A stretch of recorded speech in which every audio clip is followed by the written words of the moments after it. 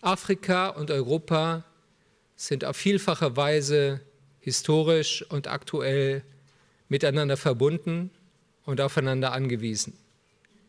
Es geht darum, die Lebensperspektiven ihrer Bürger zu verbessern und eine Migrationspolitik zum gegenseitigen Vorteil zu entwickeln. Demografische, religiöse, ökonomische, soziale, politische und ökologische Faktoren legen die Vermutung nahe, dass sich der Migrationsdruck nach Europa in den kommenden Jahren über das Mittelmeer aus Nordafrika und dem Mittleren Osten verstärken wird. Es gibt begrenzte Aufnahmekapazitäten unserer Arbeitsmärkte, unserer Sozialsysteme und auch unserer Gesellschaften. Aber die Schotten möglichst dicht zu machen und vorrangig auf polizeiliche und militärische Grenzsicherung zu setzen, ist keine Lösung. Now, the British Council has a vision of what we call next generation Europe, and a huge proportion of the next generation of Europeans are and will continue to be migrants. It's a fortress or an area of freedom. Well, it's both, obviously. It's an area of freedom for some people, and it's a fortress for others.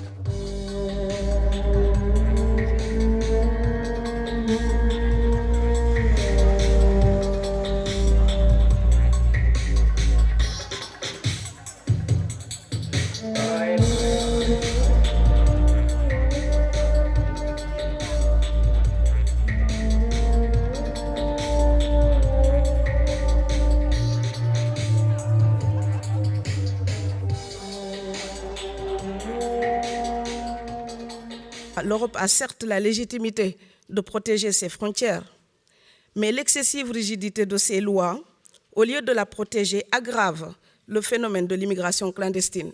Immer mehr Mitgliedstaaten verstehen, dass Migrationskontrolle als Teil des Grenzschutzes eine europäische Herausforderung ist.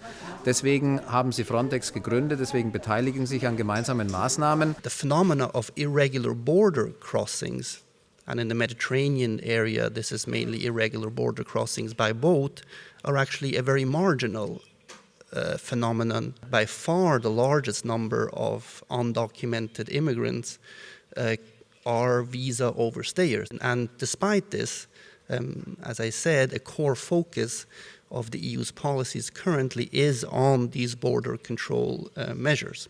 We can learn from the United States after 9/11, when they increased border security, started putting up the wall. Of course, it didn't reduce the number of migrants in the United States at all. What it did was it increased the time that those migrants stay. Sicherheitsmaßnahmen sind nur ein Element. Viel wichtiger ist es, die Ursachen vor Ort zu bekämpfen. Viel wichtiger ist es, mit den Herkunftsländern zusammenzuarbeiten. La société civile a un rôle important, je dirais même très important, à jouer pour arrêter ce fléau qu'est l'immigration clandestine. Parce que seule la société civile peut s'organiser en structure. Et si on est organisé, on peut mener beaucoup de combats dans la vie. Man braucht ein Konzept, was kohärent ist.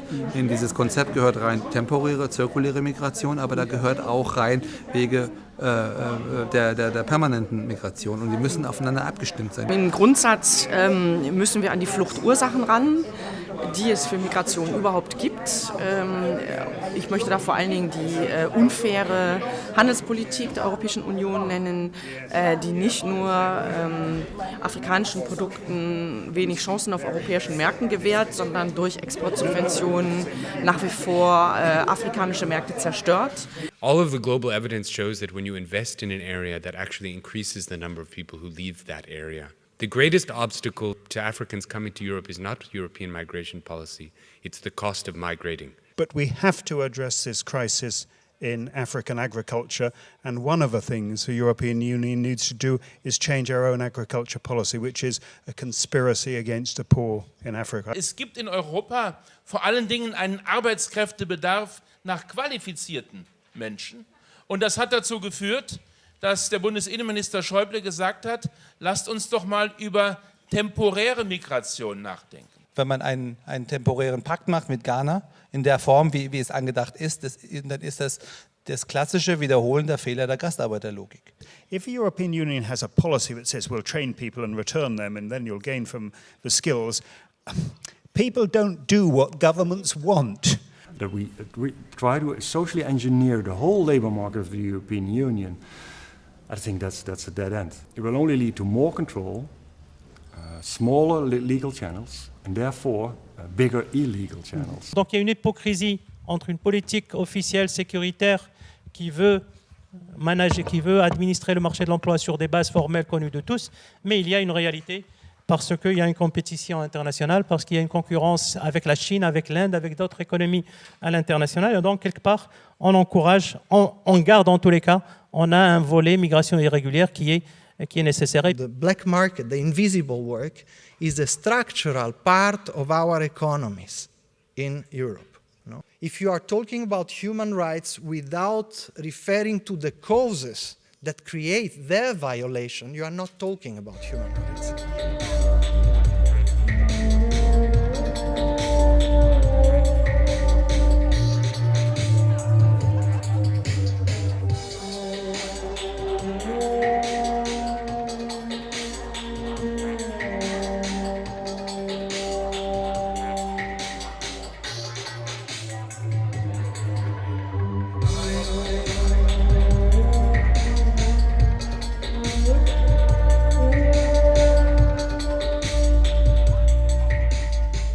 The debate on migration and development has been dominated by the vision of the North, which tends to reduce the key issues to security of its citizens, control of migration, and remittances.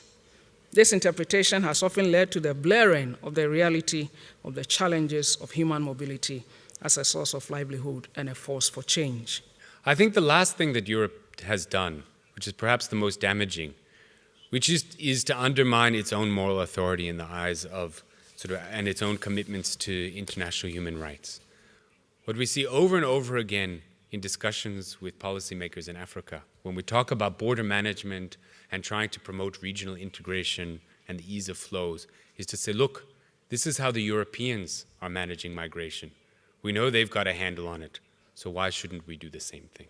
Que serían como un eslogan, una invitación a cómo asomarse a los flujos migratorios, ¿no? Que la inmigración no es un problema, sino un reto para crecer.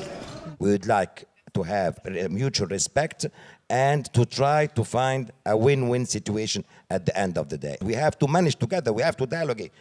And this kind of conferences where we can really have a dialogue, a serious dialogue, and beyond, and the politicians and the stakeholders and NGOs are present, that makes the dialogue fruitful.